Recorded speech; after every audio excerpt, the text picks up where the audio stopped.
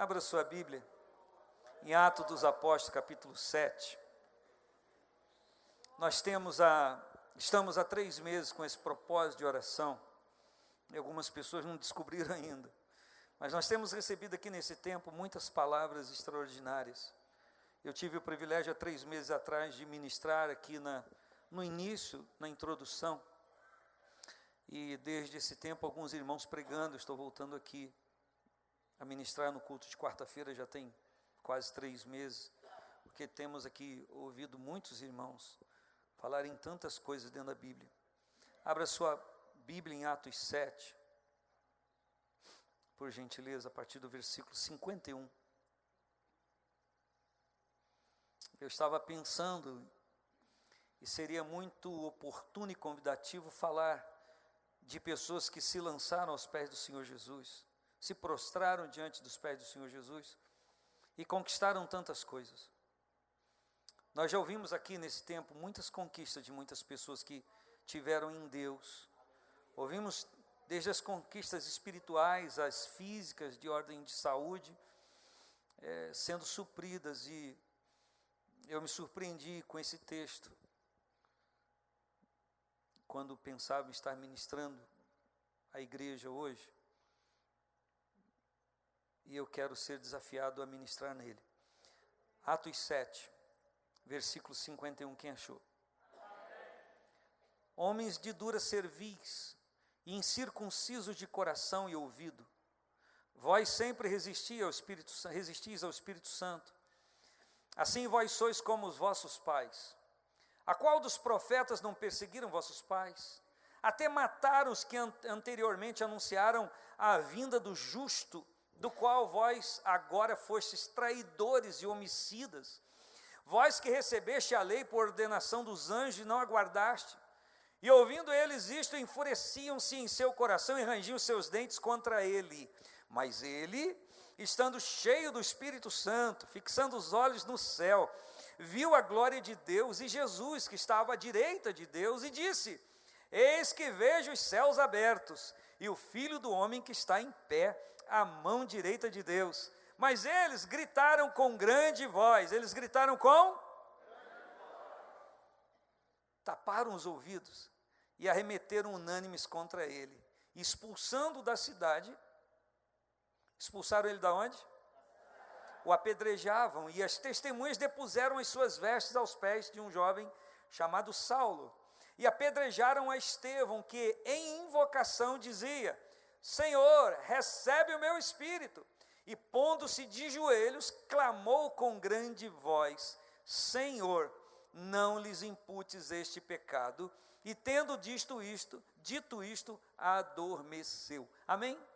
Ore comigo, te louvamos, Pai, por esta palavra lida, e rogamos ao Senhor que aplique ao nosso coração, pelo Teu Espírito, tudo aquilo que nós precisamos, Senhor, absorver para nós, tudo aquilo que nós precisamos pegar para nós, cada um aqui, Senhor, que essas porções sejam divididas, Senhor Deus, aqui, à medida que o Senhor vá olhando o nosso coração, que estejamos aqui como aquele povo que se assentou na relva verde, e foram divididos em 50, em 100, e os discípulos vinham com o pão multiplicado, com o peixe multiplicado, que nós sejamos servidos neste momento, Senhor, de uma forma parecida com aquela. Aleluias, que a maneira como a palavra for sendo ministrada, que nós recebamos na nossa vida a alimentação do Senhor, o alimento nosso, o alimento para nós. Ó Deus, nós cremos que nem só de pão viverá o homem, mas de toda a palavra que vem da boca de Deus. Quem crê, diga amém. Queridos irmãos, nós estamos diante de um episódio que marcou a igreja.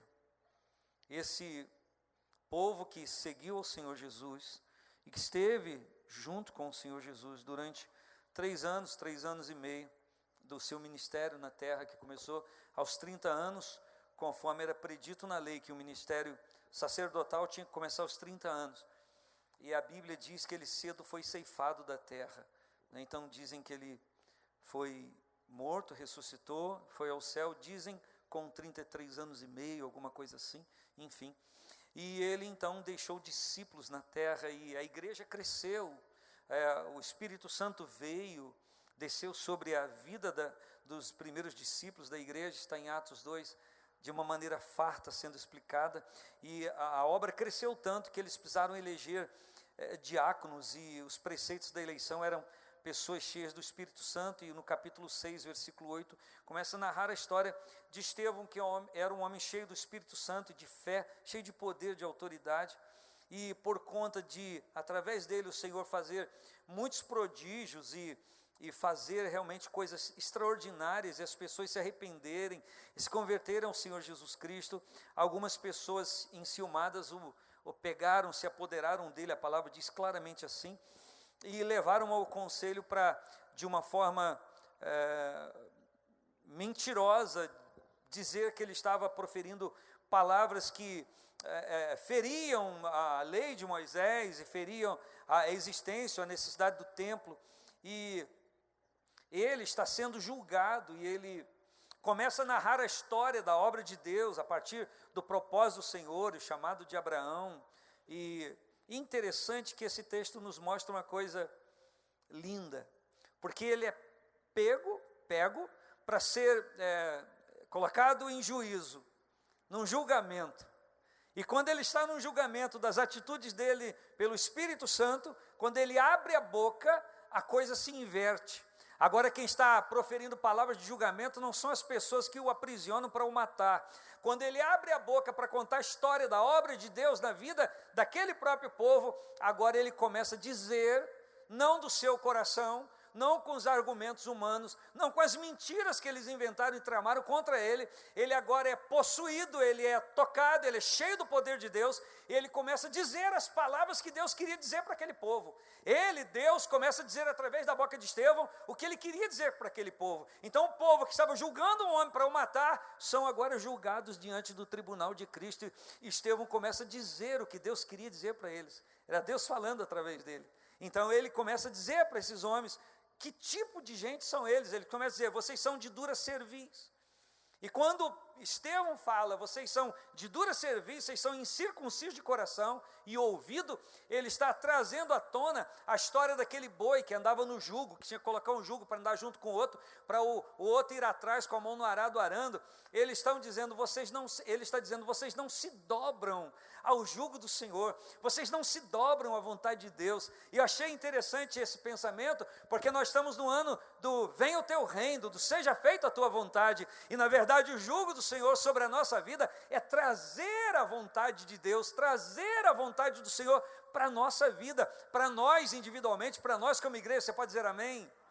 E quando a Bíblia diz que ele está dizendo, vocês são de dura cerviz, ele está dizendo, vocês não se dobram, vocês não se abaixam para o Senhor colocar a vontade dele sobre a vossa vida. Vocês têm uma cerviz muito dura, vocês não se dobram diante dele. Mas ele diz, vocês também são incircuncisos de coração. A circuncisão era uma marca de aliança, uma marca de aliança do Senhor. E já desde o tempo de Moisés já profetizava, lá em Deuteronômio 10, em vários outros textos, ele dizia que eles deveriam ser circuncidados não com a circuncisão do prepúcio, do prepúcio do órgão masculino, mas que eles deveriam ser circuncidados no coração, eles deveriam ter uma aliança com o Senhor.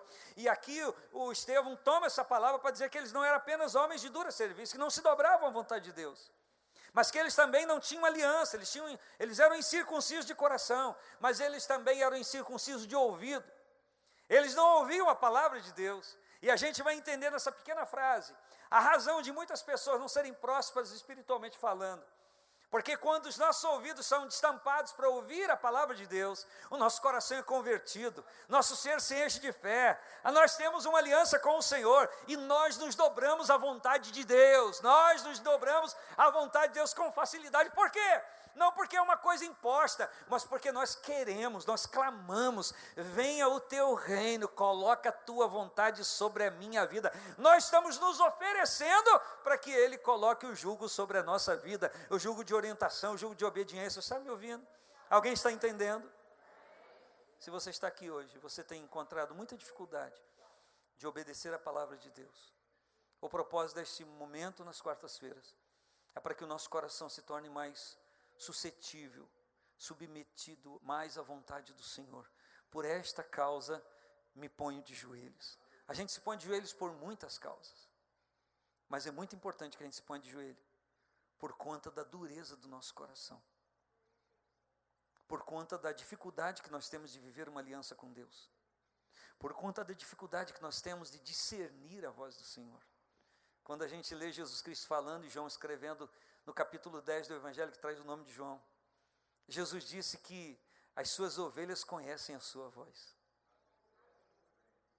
Aleluia, é impróprio de alguém que diz andar com o Senhor, ouvir a voz do Senhor e não se dobrar, não obedecer à voz do Senhor. Eu declaro em nome de Jesus que o Espírito de liberdade do Senhor, que destampa ouvidos, que libera o coração para ter aliança com o Senhor, está agindo aqui nesta noite, neste culto de uma forma poderosa. Eu ouvi amém? Você concorda com esta palavra? E ele então, o Estevão, traz um retrato que eles não gostavam de ouvir.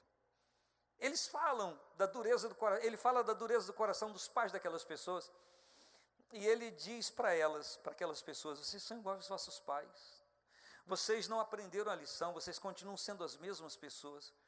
E ele diz aqui no versículo 53, porque eu quero direto ao assunto correndo: vocês receberam a lei por ordenança dos anjos e não guardaram. E quando eles ouviram isso, eles, está aqui dizendo no versículo 54, que eles se enfureciam, ou se enfureceram em seus corações e rangiam os dentes contra eles. Imagine essa cena. Homens furiosos, dizendo que tinha a lei de Cristo no coração, dizendo que tinha aliança com o Senhor, rangendo os dentes para matar alguém, para destruir alguém. Imagine você que diz que tem aliança no Senhor e com o Senhor, rangendo os dentes de raiva de alguém, desejando que alguém se dê mal na vida, desejando que alguém se arrebente. Imagine você que diz que tem o Espírito Santo, imagine você que diz que tem a paz de Cristo. Não, você não consegue nem imaginar, porque está longe da sua vida, porque você não deseja isso para ninguém, você deseja a bênção para todo mundo. Então, é incompatível alguém que diz que anda com o Senhor, que tem aliança com o Senhor, ter esse tipo de pensamento, esse desejo mau, horrendo. Claro que não. As inclinações do nosso coração, elas desejam somente o bem que o nosso Senhor Jesus igualmente deseja. Amém ou não amém? Vamos aproveitar? Aqui é fácil de fazer. Vira para quem está perto de você. Se você quiser e puder, diga: eu te abençoo em nome de Jesus. Diga: eu quero que você seja muito abençoado. Fala.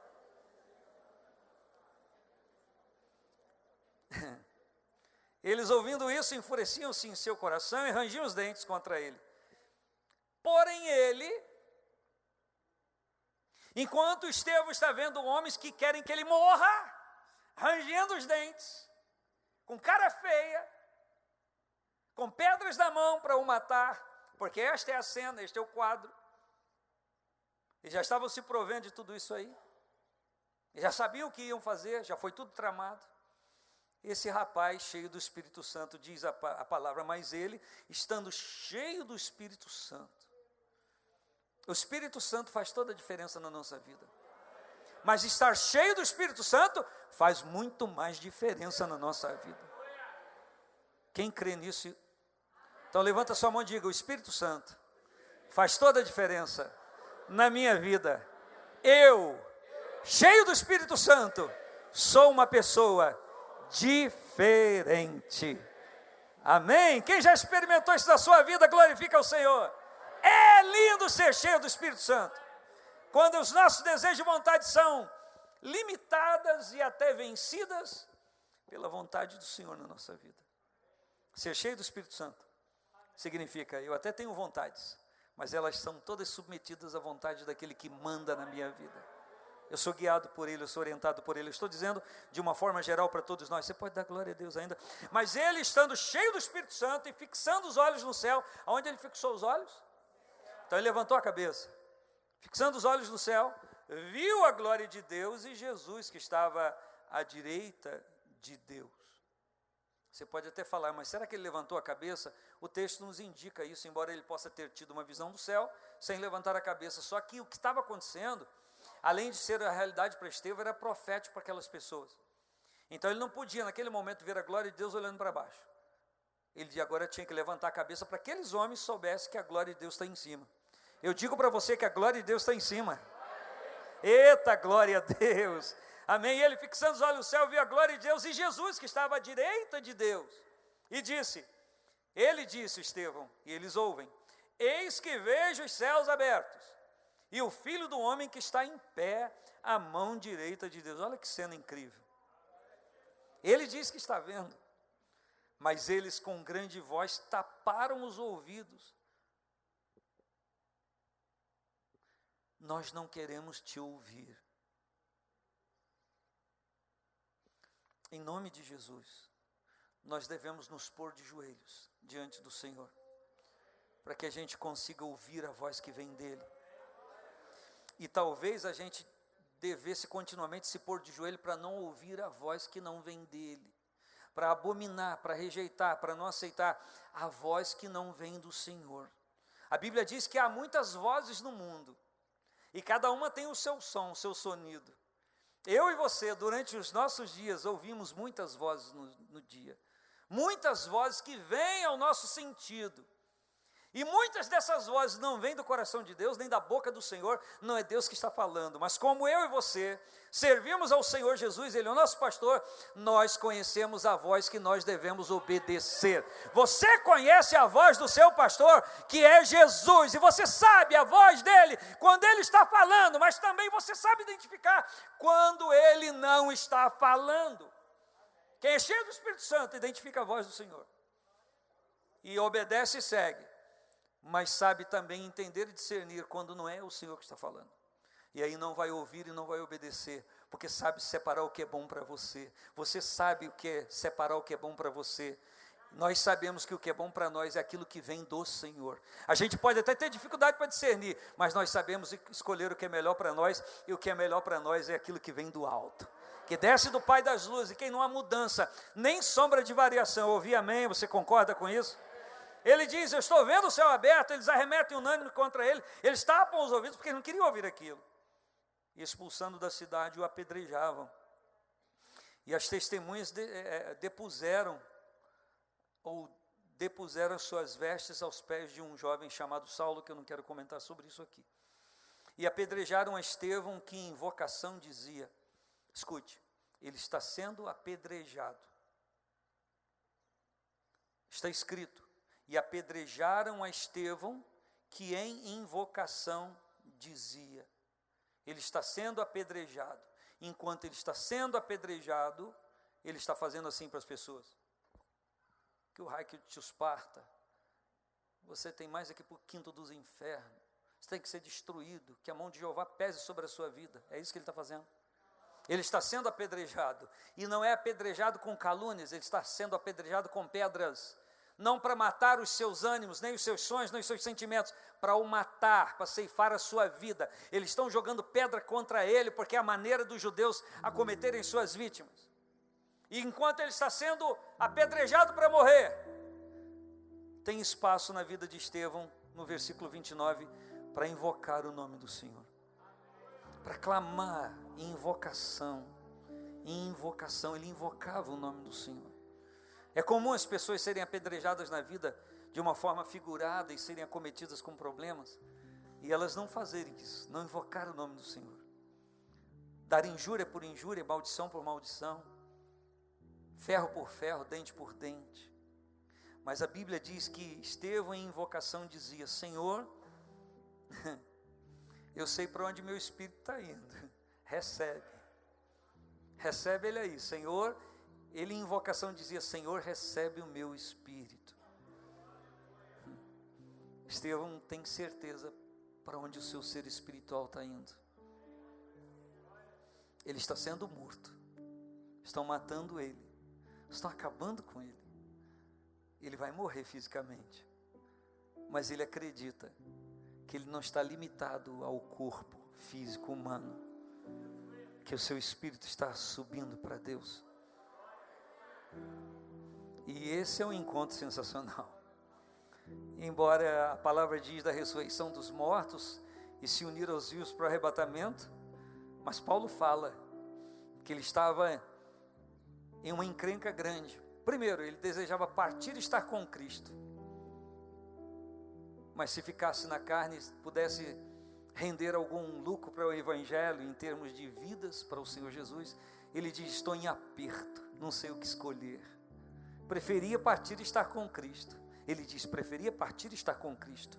É a palavra que está dizendo. Então, quando alguém parte desta vida, está com Cristo. Em que ambiência? Não interessa, está com Cristo. Um dia vai ressurgir com a igreja. É o que a palavra diz, não adianta transtornar a Escritura. Mas ele diz: eu prefiro ficar por aqui pregando a palavra, e no dia certo ele me chama, e chamou mesmo, e está com o Senhor, e um dia nós vamos estar numa grande reunião, celebrando ao Pai no céu. Você pode dizer amém? E em invocação ele dizia: Senhor, recebe o meu espírito. Era o que ele desejava, o que ele queria. Agora escute: pondo-se de joelhos. Diga comigo: pôs-se de joelho. Diga, ele se pôs de joelho. Vira para o teu irmão e fala: Estevão ajoelhou-se. Deixa eu ler e entenda o texto. Pondo-se de joelhos, então ele não estava ajoelhado, possivelmente de pé ou caído, estava sendo apedrejado, mas nessa hora está escrito: pondo-se de joelhos, ajoelhando-se, clamou com grande voz. Você sabe o que é clamar com grande voz? Quem sabe o que é clamar com grande voz? Ninguém aqui nunca teve uma necessidade emergente, expressa, que precisou gritar para o socorro de Deus? Quem já? Mas então vocês não entendem ainda o que é clamar com grande voz? Pergunta a Bartimeu um dia, que ele vai te dizer o que é clamar com grande voz. Por causa de uma grande necessidade, me induz a clamar com grande voz. Agora olha a necessidade desse homem. Ele se põe de joelhos. Por essa causa eu me ponho de joelhos. Estevão, por que você ajoelhou? Pela causa que eu vou dizer. Eu me pus de joelho e clamei com grande voz. O que você clamou? Senhor, não lhes imputes este pecado. Por que Estevão se ajoelhou? Porque ele se pôs de joelho para clamar para os seus algozes, para clamar ao Senhor em relação aos seus algozes, aquele que estava destruindo ele. Senhor, não impute a eles esse pecado. Ele se assemelha ao seu Senhor, que na cruz disse: perdoa-lhes, porque eles não sabem o que fazem. E nós pertencemos a uma geração que diz que nós somos pequenos cristãos, que imitamos ao Senhor Jesus. É uma geração de pessoas que são discípulos não sei de quem, mas às vezes se esquece de ser discípulo do Senhor Jesus. Se você é discípulo do Senhor Jesus, você imita Estevão nesta atitude. Ele clama, ele se põe de joelho para clamar, não por ele. Ele não clama, aqui não está escrito: Senhor, me proteja dessas pedras. Senhor, não permita que eu morra. Senhor, e os outros como vão ficar? Não, eles não fazem mérito da sua oração. O mérito da sua oração, e se ele estivesse aqui, ele diria: igreja, eu me pus de joelhos para clamar por quem estava me matando. O meu tempo ficou muito escasso, mas é sobre isso que eu quero falar com você hoje. Quais são os propósitos que têm povoado a nossa mente quando nós nos colocamos de joelhos? Ou nos inclinamos, ou nos colocamos diante do Senhor, para de uma forma peculiar clamar a Ele.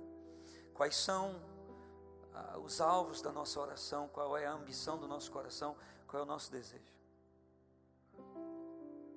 Se você fosse morrer hoje antes da meia-noite, eu não vou aí perguntar, está me vindo à mente agora, se tivesse tempo até iria. O que você faria agora se você fosse morrer daqui a pouco? O que você faria agora se você fosse morrer daqui a 5 minutos?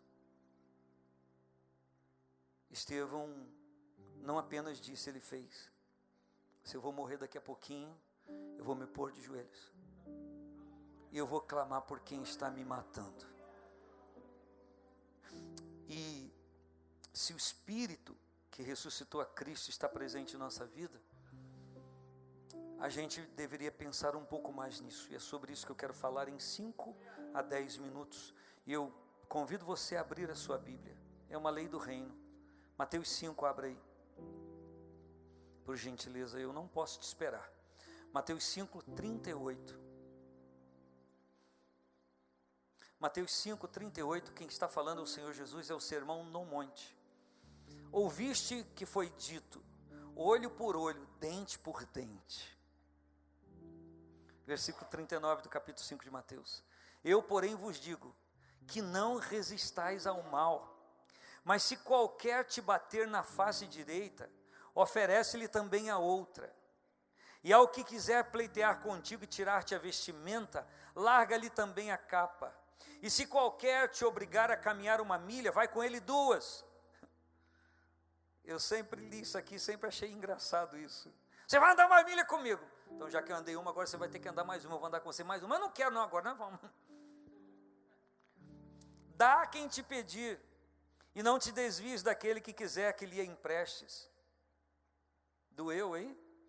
Ouviste que foi dito, amarás o teu próximo e aborrecerás o teu inimigo. Eu, porém, vos digo, amai a vossos inimigos, bendizei os que vos maldizem, fazei bem aos que vos odeiam, e orai pelos que vos maltratam e vos perseguem.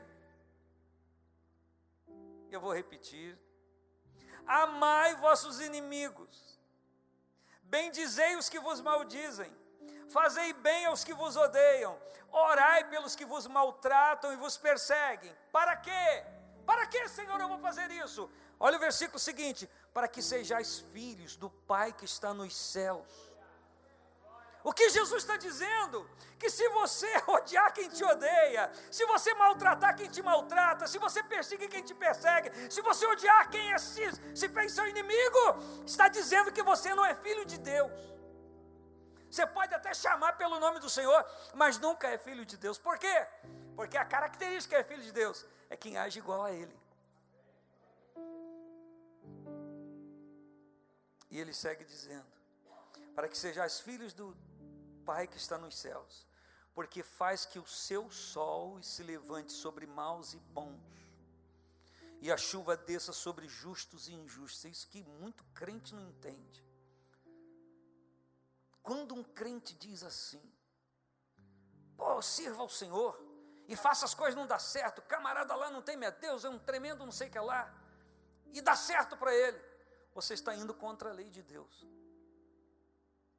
Você está blasfemando da palavra de Deus, quando você julga dessa maneira. Ah, pastor, não sabia, então agora você sabe.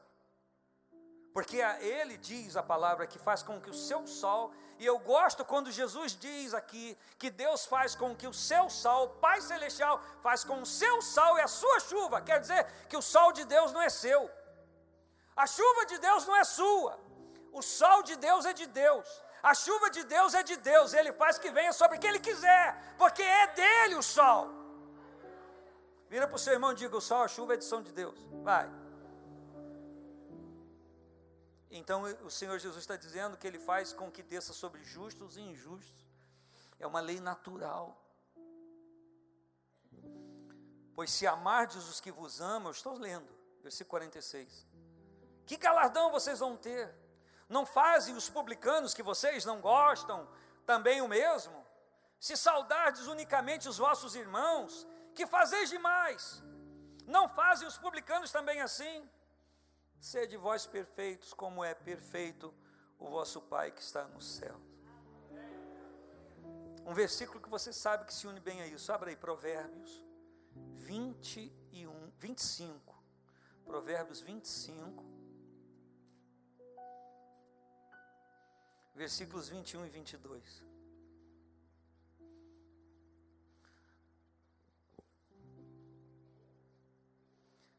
Provérbios 25, versículos 21 e 22, você precisa grifar isso na sua Bíblia, marcar, rodear com caneta, botar neon para ficar piscando. Se o que te aborrece tiver fome, dá-lhe pão para comer.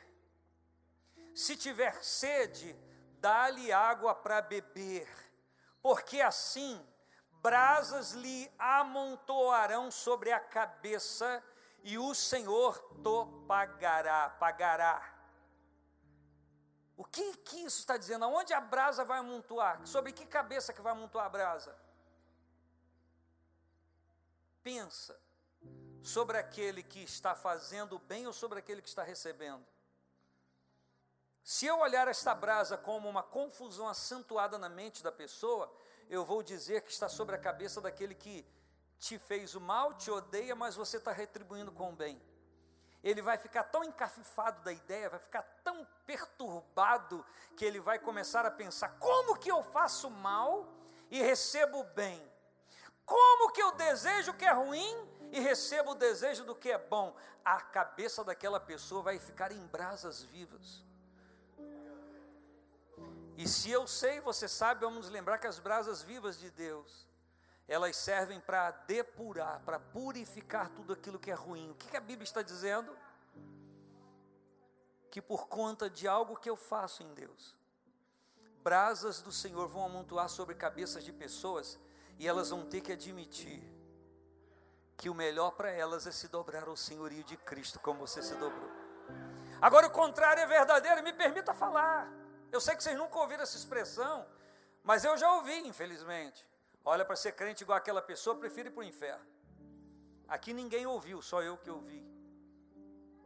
Embora eu não concorde com isso, porque a pessoa é tão tola a ponto de desejar ir para o inferno, do que entender que estar na igreja é um lugar de conserto para a vida. Eu não vou estar na igreja não, porque na igreja tem um monte de gente ruim. Então você está dizendo que é melhor que aquelas pessoas. A igreja é lugar de conserto. A presença do Senhor é lugar para quem quer se limpar. A palavra de Deus é o que nós devemos usar, que é como sabão do lavandeiro, para nos limpar de toda a imundície da carne. Então, na presença do Senhor é a oportunidade de mudança. Então, eu vou me dobrar ao Senhor para eu conseguir vencer o meu próprio desejo de vingança. E eu vou me unir ao Espírito Santo para trabalhar em favor daquilo que Deus quer. Não simplesmente para abençoar uma pessoa, mas é o reino de Deus que quer fazer isso. E eu sou participante desse reino. E o reino age por mim, através de mim, por você e através de você.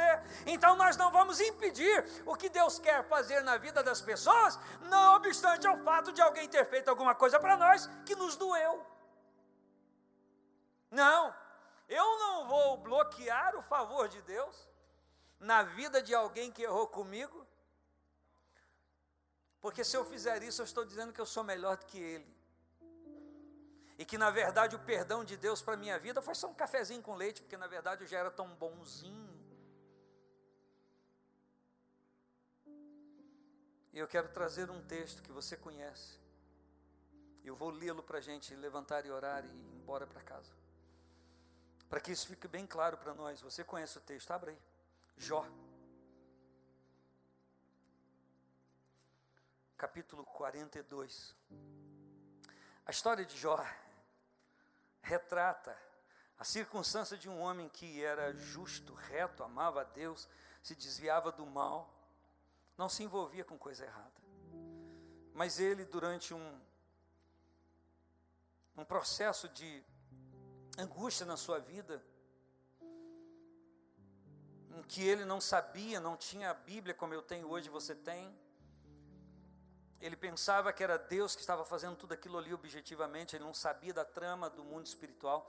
E muitos de nós também não entendemos isso. Não fazemos a leitura do mundo espiritual daquilo que pode estar acontecendo sobre a nossa vida. E muitas lutas que nós passamos, nós atribuímos a Deus, porque Deus está fazendo isso comigo.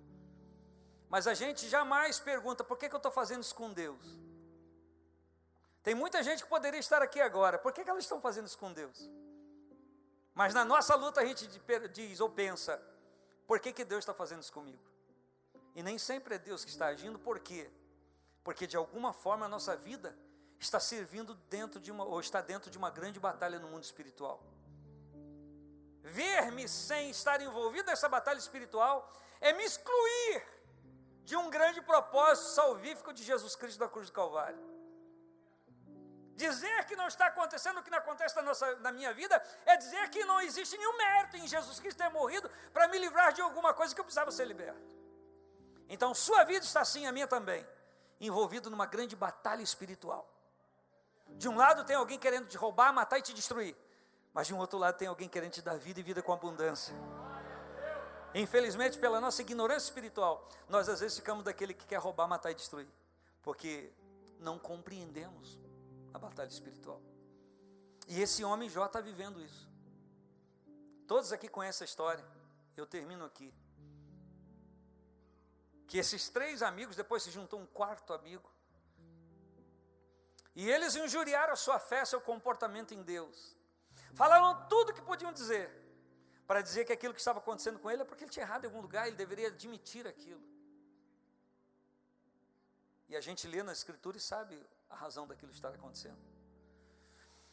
E no finalzinho, já no epílogo de tudo isso aqui, dessa história, o Senhor aparece para aqueles amigos de Jó e diz: olha, vocês falaram coisa errada ao meu respeito e a respeito do seu amigo Jó também.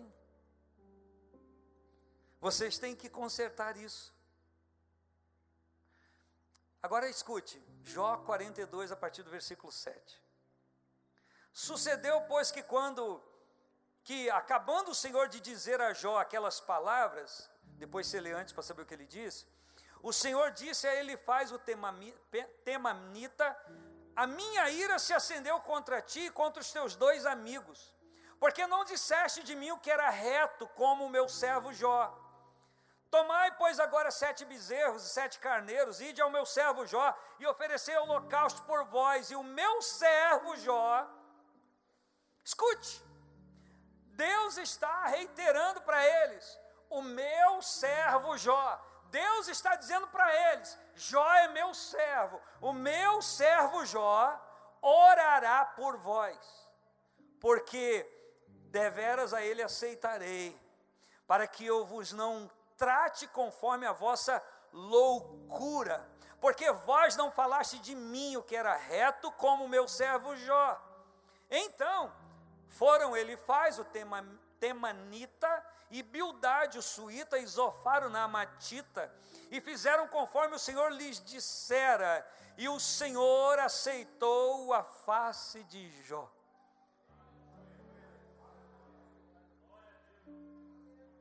Sabe o que isso quer dizer? Que Deus disse para Jó: pode se aproximar de mim. Aceitou a face de Jó. Só que Jó está em grande conflito. E os amigos dizem para ele: ó, Deus disse que é para você orar pela gente. Se você não orar, nada vai acontecer. Se fosse você, não responda, só pensa. O que você faria por alguém que durante um tempo grande estava injuriando a sua fé, injuriando o seu porte em Deus? O que você faria? O que nós faríamos? E o Senhor virou o cativeiro de Jó quando orava pelos seus amigos. Sabe o que a Bíblia está dizendo? Que se Jó não se colocasse prostrado diante do Senhor para orar, e a forma de Jó orar, você vai entender no contexto bíblico, que não era assim, largadamente, era prostrado diante do Senhor. Jó não se pôs de joelhos à toa. Quando ele se põe de joelhos, eu quero lhe lembrar que ele está ainda em chagas, para morrer. A sua pele está destruída, a sua carne fede, está empodrecida, o seu hálito é ruim. A mulher de Jó diz: o seu hálito, não gosto dele. Jó diz: o meu hálito se tornou abominável à minha esposa.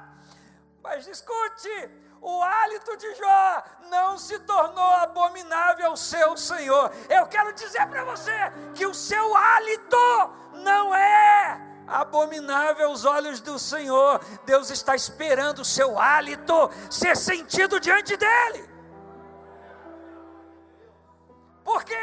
Quando você resolver orar por pessoas que você condena, por pessoas que você abomina, por pessoas que você nem ora para que sejam abençoadas, nem está nem aí. Se ouviu uma notícia, ó, se arrebentou, você lá dentro, nem vou dizer o que você pensa, para evitar pecar com você, ou igual a você. Jó tinha tudo para dizer: se danem todo mundo. Mas não. Tinha algo de valor dentro daquela carne apodrecida. As pessoas viam um corpo em decomposição pelas chagas. Deixa eu parafrasear, embora não se encaixe tanto, mas deixa eu parafrasear, se cumpre exatamente aqui: ainda que o vosso corpo pereça, o interior se renova dia a dia. Ainda que eu sofra aflições da carne, o meu interior sabe em quem tem crido. É o ápice de uma batalha espiritual. É o golpe final na cabeça do demônio, do diabo. Quando alguém se levanta em fé e diz: eu vou adorar ao Senhor em qualquer circunstância, eu vou adorá-lo, eu vou servir, eu vou obedecer. Ainda que as coisas não estejam como eu queira, mas eu vou me submeter à lei de Cristo. E eu vou cumprir o que Ele quer que eu cumpra. E quem foi beneficiado? Com certeza os seus amigos. Mas Jó não esperava, não sabia, porque ele não orou por ele. Termino aqui, escute o que eu estou lhe dizendo. Jó não orou por si. Ele orou por pessoas que estavam injuriando a sua fé e seu relacionamento com Deus. Ele obedeceu o que Deus mandou ele fazer. Ele liberou graça, ele liberou misericórdia. Jó, num corpo apodrecendo, deixou exalar o bom perfume de Cristo que estava dentro dele. Jó apodrecendo a morrer, nas cinzas para ser sepultado daqui a pouquinho, ele deixou fluir o bom tesouro que estava em vaso de barro. Aleluia! E Jó poderia dizer: por esta causa me ponho de joelho. Por que causa, Jó? Por sua, o que você faz? Por minha causa eu vou ao pó e vou à cinza. Mas pela causa dos meus amigos, pelo bem deles, eu vou me prostrar diante do Senhor para que eles sejam abençoados. É terrível, humanamente falando, você clamar por alguém para ser abençoado, uma bênção que você precisava. Mas você sai de si no amor de Deus e flui na lei de Cristo, no Espírito de Cristo. E você clama por aquilo.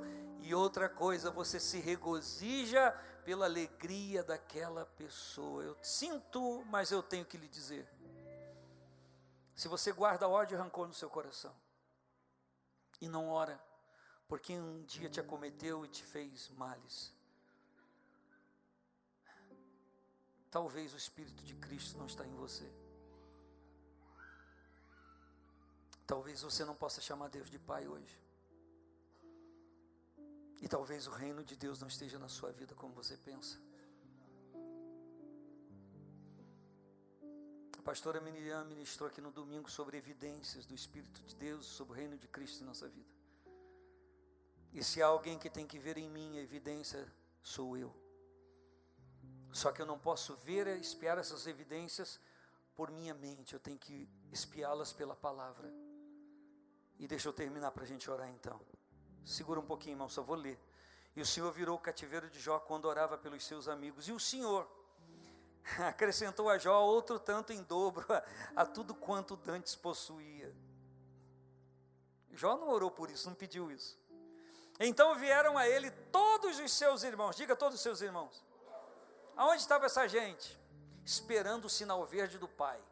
Esses irmãos já queriam vir a ele antes, mas não era a hora certa. Deixa eu profetizar para você. Existem recursos de Deus já liberados, que chegarão à sua vida na hora certa, na hora de Deus. Não chegarão na hora errada, porque Deus tem a hora certa, o Kairos, o tempo de Deus agir.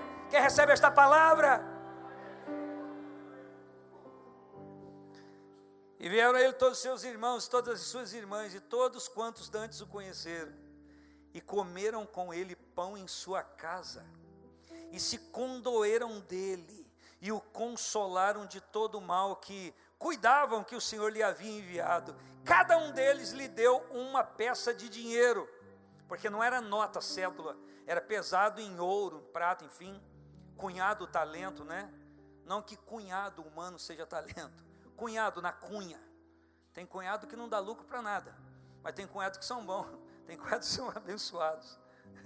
Eu tenho aqui, em nome de Jesus. Então, para depois ninguém, por favor, Léo, tenha paz comigo, tá bom? Pastor Edmilson, você já foi arrebatado?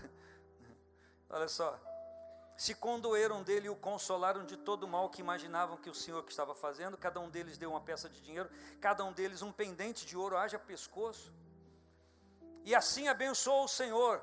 O último estado de Jó, profetizo, seu último estado vai ser irreconhecível. Assim como quem passava por Jó no seu abatimento, na cinza das chagas podres, não o reconheciam. E alguém disse: é Jó, e não é que é mesmo?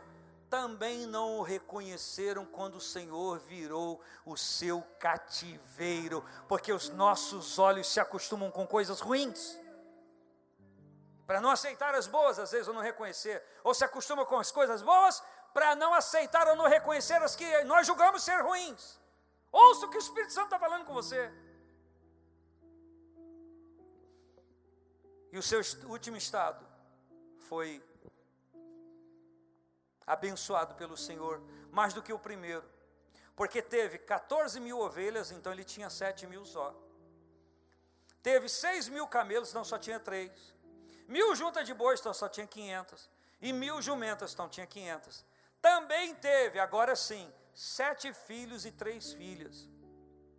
E como algumas pessoas gostam de dizer, segundo o texto, parece ser com a mesma mulher que mandou ele amaldiçoar Deus e morrer, seu fedido. Ele não só orou por quem negligenciou a sua fé, mas ele se relacionou com alguém que o abominou há pouco tempo antes. Volte a se relacionar com pessoas que você julga que já te abominaram e mostre a misericórdia de Deus para esta pessoa. Volte. Também teve 7 filhos e 3 filhas, estou terminando. E chamou o nome da primeira Gemima, e o nome da outra Késia, e o nome da terceira Queren-Apuque. E em toda a terra não se acharam mulheres tão formosa como as filhas de Jó. A galera aí, deixa eu ver essas meninas, Senhor. E seu pai lhes deu herança entre os seus irmãos. E depois disso viveu Jó, escute, 140 anos, coisa que você não vai viver. Vira para o seu irmão e diga: você não vai viver. Diga: você não vai viver 140 anos. Fala para o seu irmão, porque ele não vai. Viveu 140 anos e viu a seus filhos e aos filhos de seus filhos até a 4ª geração. Então morreu Jó, velho e farto de dias. Fique de pé em nome do Senhor Jesus. Me permita, me perdoe, perdão, o tempo que eu tomei de você. Geralmente o culto termina 9h15. Me perdoe. Levanta com mais um pouco de ânimo, vai. Em nome de Jesus, vai, levanta um pouquinho mais de ânimo, vai. Oh, meu Deus do céu. Por esta causa me ponho de joelhos. Você já fez jejum, campanha de jejum, para que Deus abençoe quem está falando mal de você? Não. Você já fez campanha de jejum para que Deus abençoe quem está querendo que você morra? Tem gente que vai orar por alguém que falou alguma coisa, já engasga. Por isso que tem um monte de gente ressentida na igreja, porque não consegue orar por alguém que lhe quer mal. O prenúncio de uma grande vitória é colocar o nome desta pessoa em oração. A primeira vez que você vai orar não vai ser fácil, vai passar por aqui de uma forma terrível, mas você vai insistir. Daqui a uma semana, você já está falando o nome da pessoa e chorando, e desejando aquela bênção de todo o seu coração, porque você deixou fluir a graça de Cristo através de você. Deixa eu orar com você em nome de Jesus. Por esta causa, Senhor, nos pomos de joelho. Por esta causa precisamos nos pôr de joelhos. Oh, em nome de Jesus, dá-nos poder sobre a nossa mente, a nossa vontade. Venha o Espírito Santo e nos dê autoridade de sair por aí abençoando quem a gente sabe que não quer bem a nós. Dá-nos o poder de orar e fazer uma campanha de jejum, um propósito, para que alguém que quer que a gente seja destruído, seja muito abençoado. Em nome de Jesus Cristo, nós queremos vencer, Senhor, a nossa carne, sair de nós mesmos, Senhor, e deixar fluir, Senhor Deus, o teu poder miraculoso e o teu perdão. Quem crê e recebe isso, diga amém, Senhor.